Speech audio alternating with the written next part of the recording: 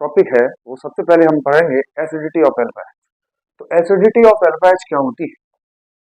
तो acidity of alpha H का मतलब क्या है कि जब भी कोई कार्बन और उससे एच जुड़ा है, ठीक है, जब भी कोई कार्बन है और उससे एच जुड़ा हो और उसके पास में कोई भी डबल बॉन्डेड ग्रुप हो, सी डबल बॉन्ड ओ हो, सी एन हो, या कुछ भी ऐसा हो कि यहाँ से एच निकलने के बाद यहाँ पे बनेगा नेगेटिव।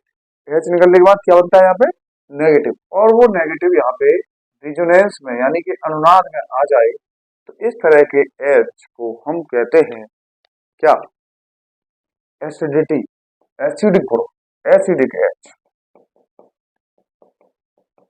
तो इस तरह के ग्रुप को, इस तरह के एच को एसिडिक एच कहते हैं और इन्हीं को कहते हैं अल्फा हाइड्रोजन।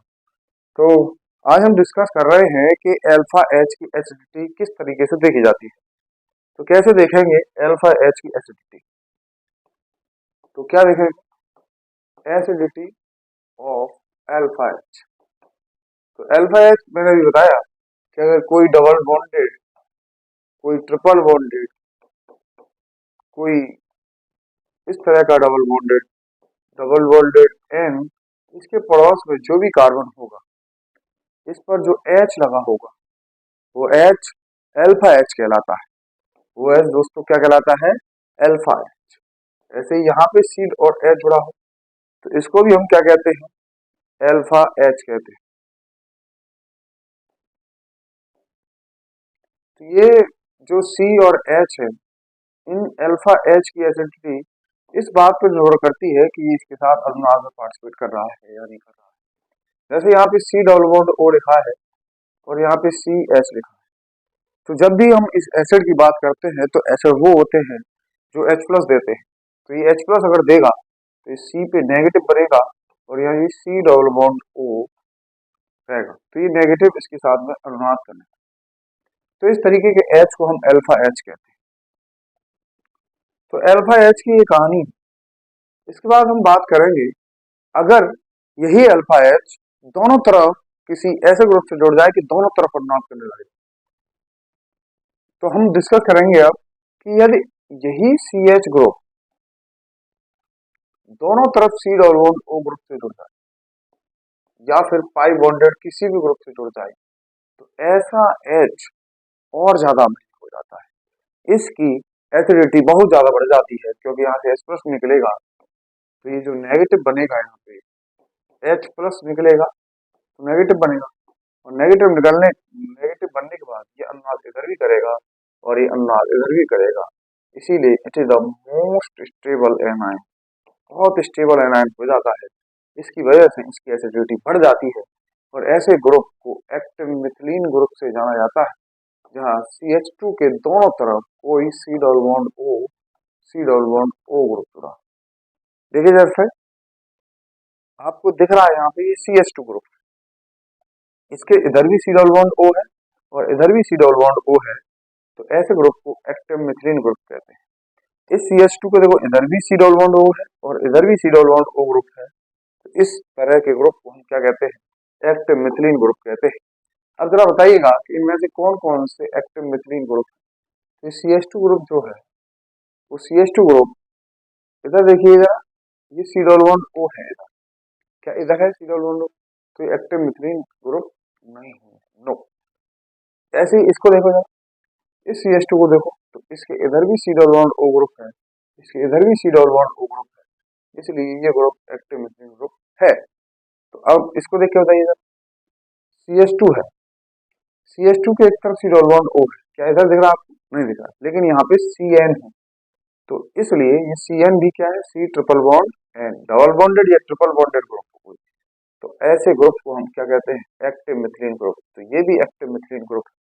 तो इस तरीके से आपको ये समझ में आया होगा कि एक्टिव मिथिलीन ग्रुप क्या है। तो ऐसे ही और देखिए जरा, CH3, C double bond O, CH2, ये C डबल बॉन्ड O, ये भी CH3। तो ये वाला ग्रुप भी क्या है?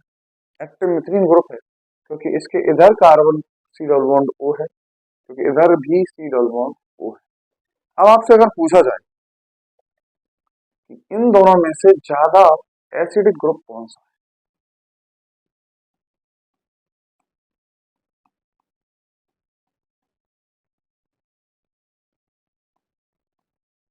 तो इन दोनों में से कौन सा ज्यादा एसिडिक है, तो कैसे बताएंगे आप? तो जरा इस CH2 को देखो, इसके भी दोनों तरफ सी डबल बॉन्ड O है, इसके भी दोनों तरफ सी डबल बॉन्ड O है। तो इसको ये दोनों C double bond O support कर रहे हैं, यहाँ दोनों सपोर्ट कर रहे हैं। लेकिन अगर आपसे पूछा जाए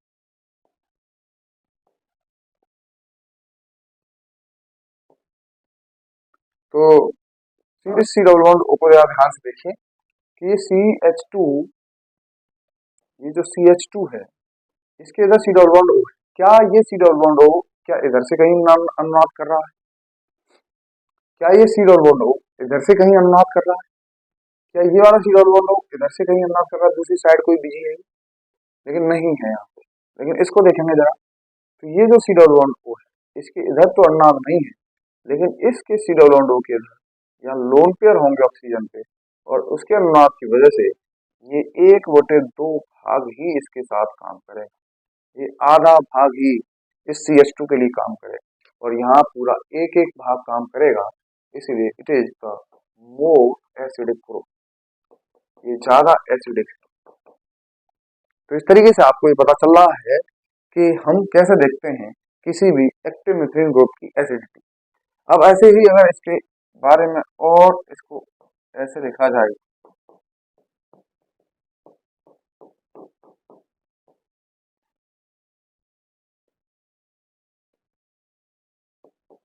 तो इसकी एसिडिटी कम हुई या बढ़ गई, देखो जरा ध्यान से।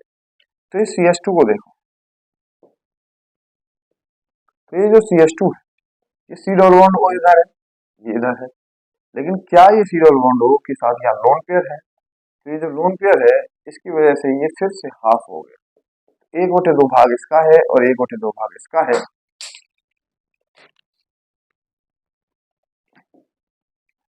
तो एक, तो इन तीनों में बताओ कि सबसे ज्यादा एसिडिक अल्फा H इसमें है या इसमें है या इसमें है, तो बताएं जरा। तो इसमें देखो, एक और एक 2 भाग है, इसमें एक और आधा 1.5 भाग है, एक सही 1/2, इसमें कितना है, आधा आधा 1 भाग है। तो सबसे ज्यादा कौन सा एसिडिक है, ये वाला, फिर ये, फिर ये। तो इस तरीके से हम अल्फा H की एसिडिटी को चेक कर सकते हैं कि अल्फा H कौन से ज्यादा एसिडिक होते हैं, और इसको और एसिडिक बनाना है तो आप और क्या कर सकते हैं।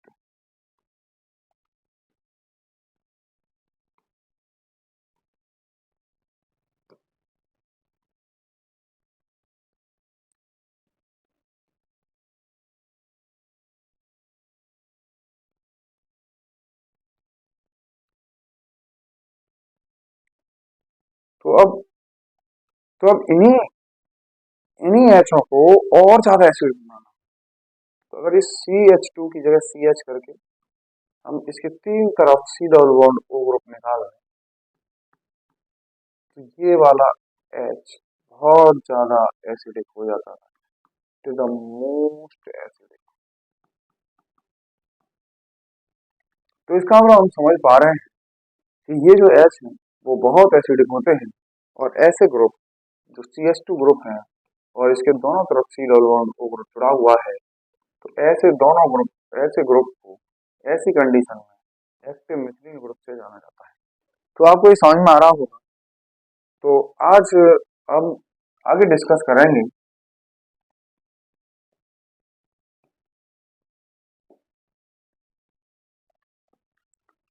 तो देखिए जरा, अब हम बात करेंगे एथाइल एसीटो एसीटेट।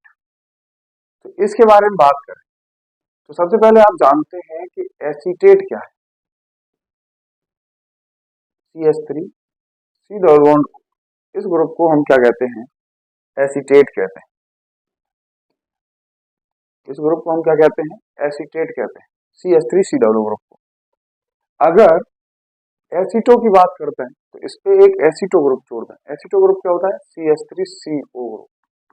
इस ग्रुप को क्या कहते हैं, एसीटो ग्रुप। तो क्या हो जाएगा, तो यहाँ से एक एच हटा के एसीटो ग्रुप जोड़ दिया, CH3 सी डबल बॉन्ड O, और CH2 हो जाएगा इसकी वैलेंसी पूरे करने के लिए, और ये सी डबल O, और आगे क्या लिखा है, एथिल। तो एथिल का मतलब होता है C2H5। तो ये फॉर्मूला मेरे हिसाब से आपको समझ में आया होगा कि क्या है। तो ये फॉर्मूला समझ में आ रहा है कि इथाइल एसीटो एसीटेट कैसे याद रखेंगे, इसको एक बार फिर से देखेंगे।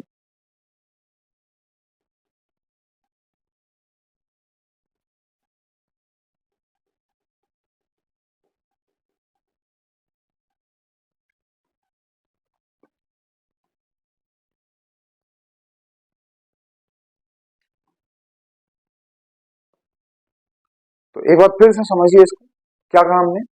तो सबसे पहले एसीटेट को देखो। एसीटेट क्या होता है, CH3 C H, एसिडिक होता है ना, एसिटिक एसिड, तो वहां से लिया है एसीटेट। तो इस H को यहाँ से हटा दो, इस H को यहाँ से हटा देंगे तो ये जो बनेगा ये एसीटेट ग्रुप होगा। इसके बाद शब्द है एसीटो। तो एसीटो ग्रुप का मतलब होता है CH3CO जोड़ दें, और जब इसकी कार्बनिक संयुक्त ज्यादा हो जाएगी तो इसकी संयुक्त 2 कर दें। तो ये CH3CO CH2C ये क्या हो जाए, एसीटो एसीटेट। अब इसमें क्या जोड़ना है, इथाइल। इथाइल का मतलब C2H5। मेरे ख्याल से आपको फॉर्मूला समझ में आ गया होगा कि इसको कैसे याद रखेंगे। तो इथाइल एसीटो एसीटेट। अब इस फॉर्मूले में सबसे पहले इसका आईयूपीएसी नेम क्या है, इसका आईयूपीएसी नेम है, कैसे लिखेंगे, तो ये कार्बन की श्रृंखला है, 1 2 3 4 की। कितने कार्बन की श्रृंखला है, 4 कार्बन की। तो 4 कार्बन के लिए क्या लिखते हैं, ब्यूटेन। ठीक है, सिंगल बॉन्डेड कार्बन कार्बन के बीच में ग्रुप है। तो 4 कार्बन, कितने कार्बन की श्रृंखला है, 4 कार्बन की। 4 कार्बन की श्रृंखला के लिए क्या लिख दिया, ब्यूटेन। और ये एसीटेट एस्टर ग्रुप है तो 8 लगाते हैं, तो ब्यूटेनेट O8, क्या लगा देंगे, O8, इस ई को हटा देंगे तो ब्यूटेन O8। और इसके बाद प्रीफिक्स क्या है इसमें, तो ये C डबल बॉन्ड इसमें प्रीफिक्स है, तो इसको हम क्या लिखेंगे, ऑक्सो। और एक प्रीफिक्स है एथिल, तो क्या लिखेंगे, एथिल ऑक्सो ब्यूटेनोएट। एथिल भी प्रीफिक्स है, तो एथिल ऑक्सो ब्यूटेनोएट। एक बार ध्यान से सुनेंगे एक बार फिर से, इसमें कितने कार्बन है,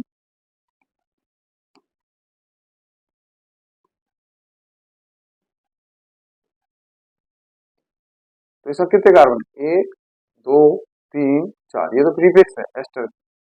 तो ये 4 कार्बन है, तो इसके लिए क्या लिख दिया, ब्यूटेन। एस्टर है इसीलिए O8 लगा दिया, ब्यूटेनोएट।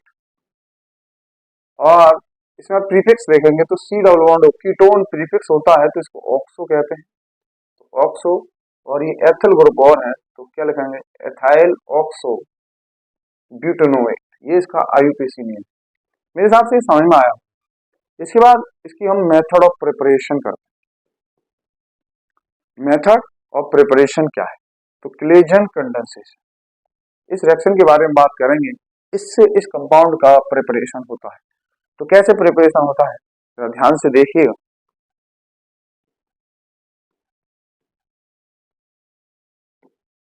देखो एक रिएक्शन पढ़ी होगी आपने, CH3C डबल बॉन्ड O और H। इस कंपाउंड में देखो क्या अल्फा H है, बिल्कुल C डबल बॉन्ड O का पड़ोसी कार्बन है, इस पर H है, इसे अल्फा H कहते हैं। और अगर इसमें अगर हम बेस डाल दें, नॉर्मल बेस भी डाल देते हैं, तो ये आसानी से इसमें से H निकाल देता है। और क्या बनेगा, CH2 negative C double bond O और H।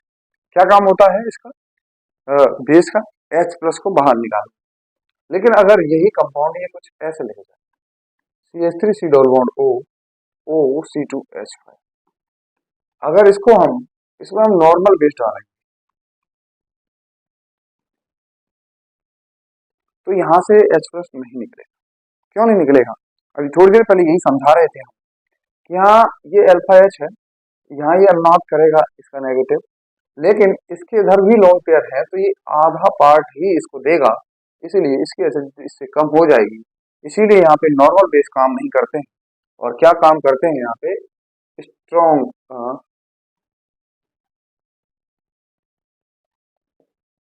तो नॉर्मल बेस काम नहीं करते, क्या काम करते हैं, स्ट्रॉन्ग बेस। इसलिए यहाँ पे नॉर्मल बेस काम नहीं करते, क्या करते हैं, स्ट्रॉन्ग बेस। क्यों, क्योंकि यहाँ आधा पार्ट ही इसके साथ अनमैच कर रहा है।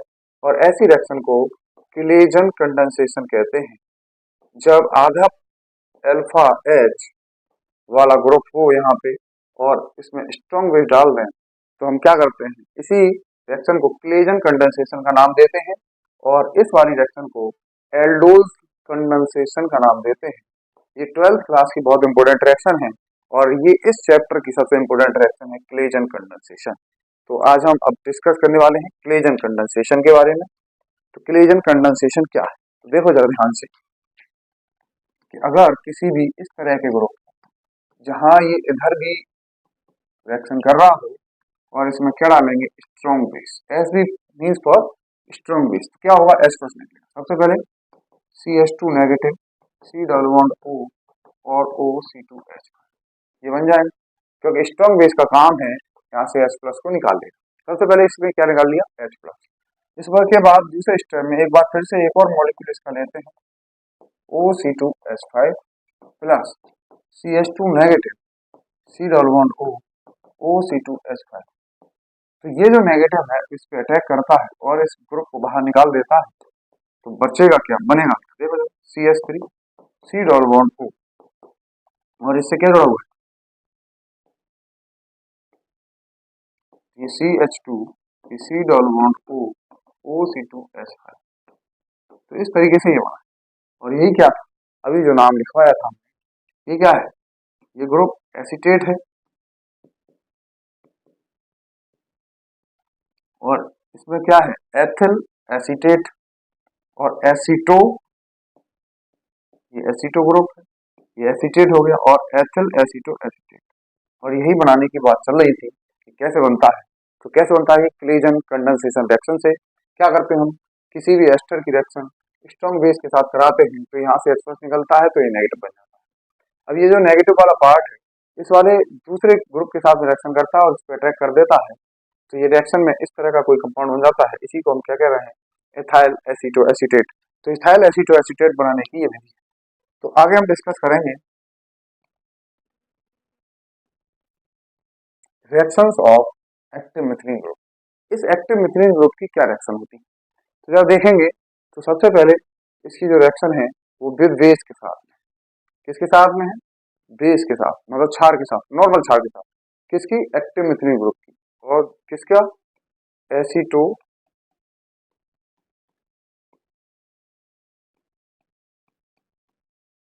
एसीटेट और एथिल, एथिल एसीटो और एसीटेट, एसीटो एसीटेट।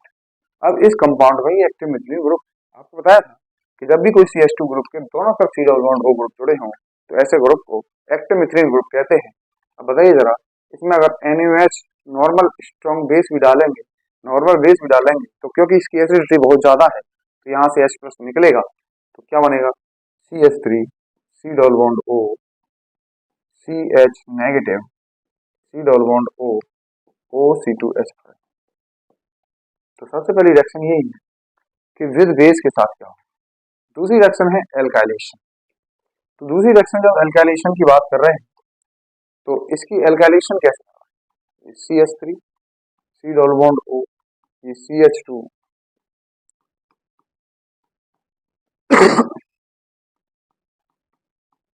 तो दूसरी रिएक्शन की जब बात कर रहे हैं तो एल्काइलेशन की, एल्काइलेशन कैसे कराएं तो दूसरी रिएक्शन की जब बात कर रहे हैं तो इसके एल्काइलेशन की बात करेंगे, तो एल्काइलेशन कैसे होगा जरा इसको देखो ध्यान से। तो यहाँ पे क्या देखेंगे, ये CH2 ग्रुप है, तो CH2 ग्रुप जब नॉर्मल बेस डालेंगे NaOH, तो क्या होगा, इसमें से H+ निकल जाएगा, तो CH3, C double bond O, CH negative, ये C double bond O, OC2H5, ये बन जाएगा। इसके बाद हम देख रहे हैं, तो ये जब बनेगा तो इस कंपाउंड में, अब ये जो बना क्या बना, बस यहाँ से H+ निकल गया, C double bond O, CH negative, C double bond O, OC2H5। इसमें क्या डालना है, एल्काइलेशन कराना है, तो हम डालेंगे CH3Cl। क्या डालेंगे, CH3Cl। तो इस पे अटैक करेगा ये और इस Cl को यहाँ से बाहर कर देगा, तो क्या बन जाएगा, CH3, C double bond O, CH, C double bond O, OC2H5। तो यहाँ पे एक CH3 ग्रुप जुड़ जाए। अब जरा ध्यान देने वाली बात ये है कि अब इस आपको रेफरेंस चेंज करनी है इसमें। तो देखो यहाँ पे हुआ क्या, इस S से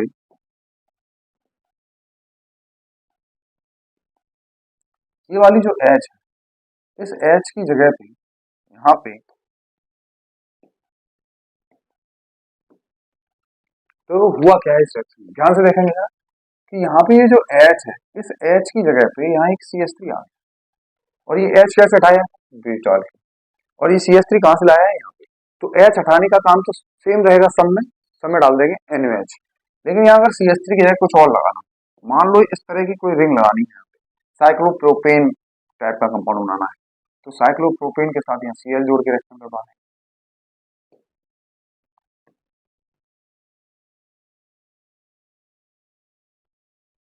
तो अगर हमें साइक्लोप्रोपेन जोड़ना हो यहाँ पे इसकी जगह पे, तो हम यहाँ CH3 की जगह क्या जोड़ देंगे, साइक्लोप्रोपेन जोड़ देंगे। साइक्लोप्रोपेन जोड़ देंगे तो ये बन जाएगा। कुछ और जोड़ना हो, ये जैसे बेंजीन और ये CH2Cl जोड़ना, CH2 जोड़ना हो, तो इस पे हम अटैक करवा देंगे। तो इस तरीके से हम किसी भी तरह की इस पे रिएक्शन करा सकते हैं।